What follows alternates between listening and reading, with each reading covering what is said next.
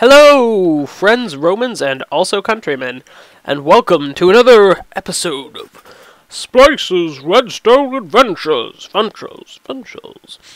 Today, we are looking at resettable sand doors. Bit of a tongue twister. As you can see, this is a different redstone world with all sorts of experimentation going on. Yes, there's a lot of TNT cannons around here, tormenting this poor village. But here I'm here to show you these. I have a larger one here. In this video, I will show you the concepts behind it, demonstrated by this 2x1, 1x2 I should say, version of the door. And I will show you how this larger 2x3 version of the door works. You can do it any height or size, but yeah, I'll show you the concepts with this one over here, and then you can see this one afterwards. So here's the way the door works. You hit this button to close it, and that button to open it. Now this is rather impractical when using this size of door. It's much easier to basically just do this. But it makes more sense in a larger context. But I'm going to show you the concepts here. Essentially what we have is this stack of sand. You've got a 3-high stack of sand and a 2-high stack of sand. And what happens when you press the close button, which is this right here, I can actually demonstrate it to you by doing this, is that sand gets pushed up and replaced by this. So basically what it's doing is this piston on the side here is pushing sand into the way of this piston before this sand falls, thus stacking it up higher, and it pushes it up too high, thus creating the closed door. And then to open it, this is pretty simple, and it's pretty self-explanatory. Basically, the sticky pistons pull the sand to the side, and then the sand, because it naturally falls back down into this stack of sand here, which is basically the replacement stack, and it cycles because it's of course pulling. This is what was the door, and it's pulling it down into the cycling stack. So it's pretty simple. The most complicated bit is probably this, which is just the timing between the pulls. This is about as close as you can get before it starts malfunctioning. It's more evident over here because this has got longer timing, because it's 3 high. The door's 3 high. It needs to push the sand up 3 times, which means that you need to change the setup. So basically, the way this works for the timing is you have power running through this redstone line, goes into here, goes into this block, which powers the wire that runs to this piston, and then there is a 5-tick delay between the activation of this piston and the activation of this piston. And 5 ticks is right as soon as this is for button length of time, because a button goes for, I believe, 5 ticks or 4 ticks or something like that. This piston, as soon as it goes down, this piston pushes in the block of sand, so it does it before this one has time to fall. So this here again powers this line of redstone, and then there are, let's see, 4 ticks, 8 ticks, 12 ticks, 16, 17 ticks. So between this, then there are 17 ticks for the whole system to be ready to go again, and I will demonstrate that again. You see, just for the 2 activations, this one is instantly because it's powered as soon as the buttons hit, and then 17 ticks later it gets powered again.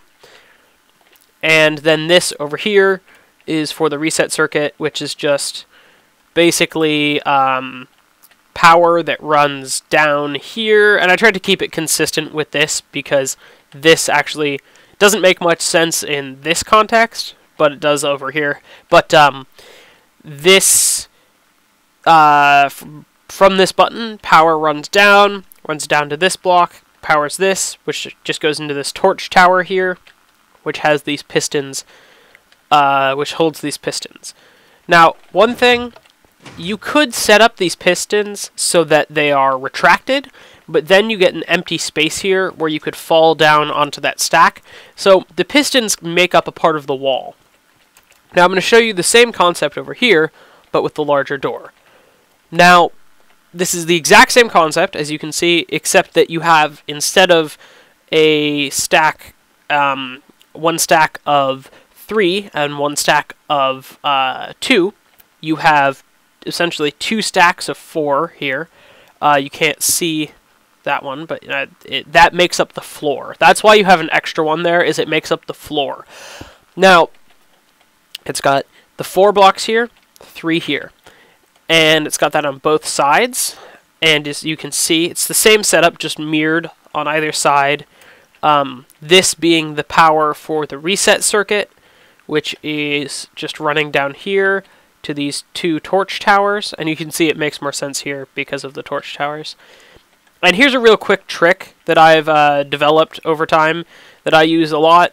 So if you're going to be powering multiple pistons stacked on top of each other, the most efficient way to do it is a repeater and then power. So the repeater will activate both pistons. Now here is a neat little trick. What you can do is put a redstone torch, and then if you put a block on top of that redstone torch, another block here, and then you put redstone and another repeater, now what you can do is from one power source have up to 4 pistons stacked on top of each other, all running on the same power source. And it's very compact, and there's even ways to stack that on top of itself in all sorts of ways, like you can do a torch on the side, block above that, torch here, then block above that, torch here. Actually, sorry, I won't show you that method because that gets a little complex in creating these weird patterns. Anyway, that is a video for another time. But yeah, simple thing. So I use that here with the 3 pistons. As you can see, I've got a torch, repeater, redstone, repeater, just to power these 3 pistons so they are out at all times. So this is what the door looks like. It is a little slow, I realize that, but that is about as fast as this can close, and it is a very elegant looking door, I must say. Now, I can drop that down. So, this one I have set up so you can do it from either side, just for shoots and googles. So, I'm going to build one of these here. Well, actually, you know what? Let's do a 1 by 4. Let's do 1 by 4. That'll be interesting. So, you start by doing 1 normal piston facing up. I'm using bedrock because I don't know why I do. That's become a habit.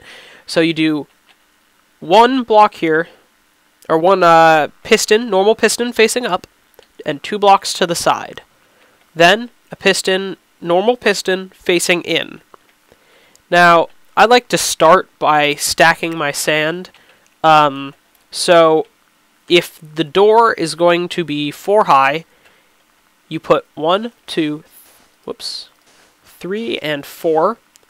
4 blocks of sand here next to this sideways piston, and 1, 2, 3, 4, 5 blocks of sand on top of this upward facing piston. Now this is good because then it gives you also your floor. Now build out basically a ring around here, except for above this stack here. Now this is going to be your door. Now I usually like to do this where you go 1, 2, 3, 4, and just build out essentially build out a frame for the door. You don't need to do that, but I like to do that. Now, the next part is the redstone for these 2 pistons. You do 2 pieces of redstone going into this piston here. Then you do 2 blocks out like this. Redstone here. Actually, sorry, I'm wrong about that, but a repeater there set to 1 tick so that you don't change anything. And another repeater here set to 4 ticks. And a piece of redstone. So what that does, I'm just going to put in a block here so I can demonstrate. What that does is the simple setup for this mechanism. The replacing and pushing sand in. And that is our completed full door thing there. Now we should add in the reset now, because that's going to become important. So, the reset. The reset is a set of 4 sticky pistons, 1 block away from the sand. So 4 sticky pistons stacked on top of each other. And again, we're going to use that method that I showed you, like this, with a torch, and a piece of redstone, and a repeater, and a repeater.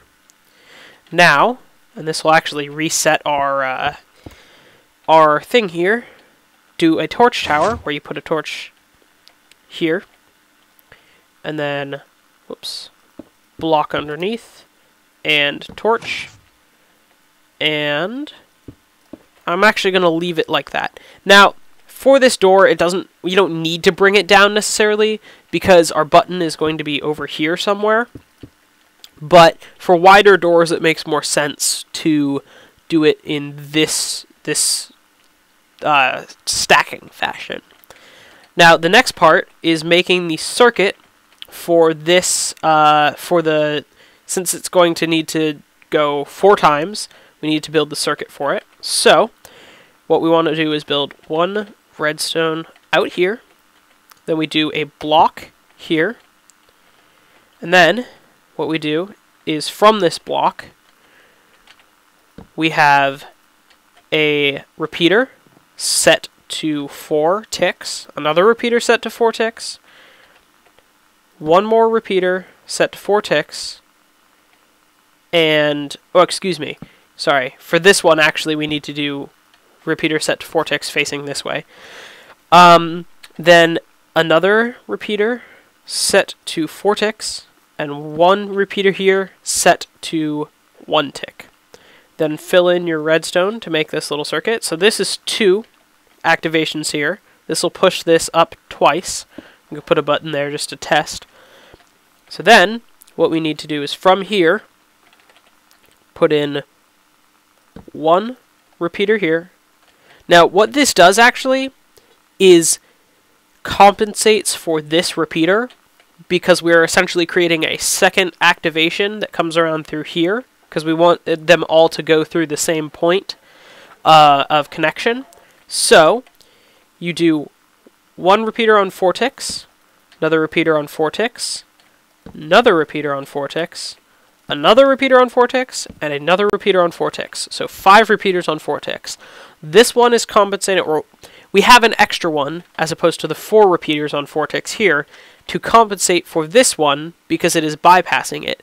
And this repeater will act as the single tick repeater for every single extra set of timings. Now we need an extra, essentially one of these extended clock type things. It's actually not a clock, the extended time thing to get the next activations.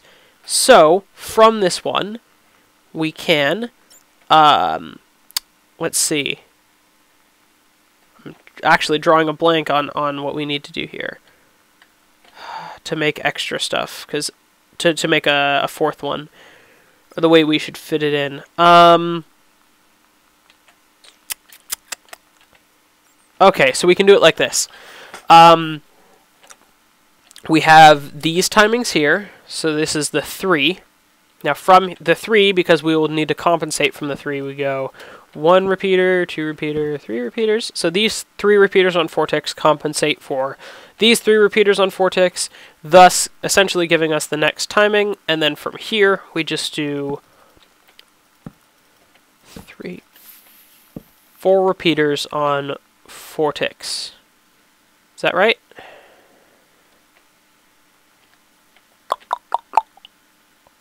Excuse me, I am totally off. It actually needs to be 2 repeaters and then still 4 repeaters here, but 2, I'm sorry, it's not compensating for these, it's compensating for these.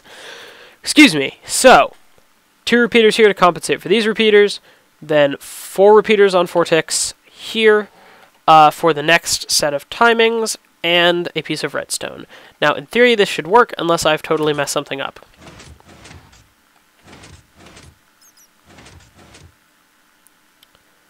And it seems that I have. Where is my 4th activation? Oh. Herbaderbaderbaderb. I have totally messed something up. I didn't put the redstone there. Okay, well, let's put a button here so we can reset that. Okay, let's try this again. This time it should actually work. And there we are. So the door closes, and it opens. And that... Now that's interesting, actually. This may be a bug with this. Let's try this again. I've never actually done one of these that's 4 tall, but it's interesting. We may actually have to extend the time that these pistons are open, because they may close too quickly. Yep, they close too quickly when this is 4 tall. So we'll have to actually extend the amount of time this is open. That's easy enough to do. So what we'll need to do now is create, whoops, here.